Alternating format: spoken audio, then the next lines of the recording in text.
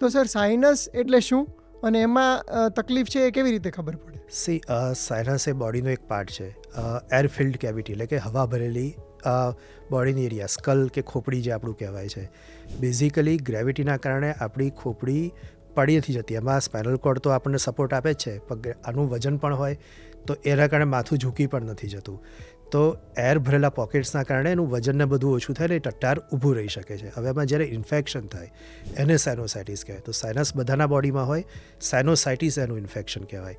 હવે ધારો કે સાઇનસનો પ્રોબ્લેમ છે તો તમને સાઇનસમાં ફેશિયલ પેઇન થાય, ચહેરા પર પેઇન થાય, ખાસ કરીને આ બે એરિયા તો મેક્સિલરી સાઇનસ છે, આંખની પાછળ પેઇન થાય, ઇથમોઇડ કે પછી સ્ફિનોઇડ સાઇનસમાં પ્રોબ્લેમ હોય, અથવા આગળના તરફના ભાગમાં પેઇન થાય.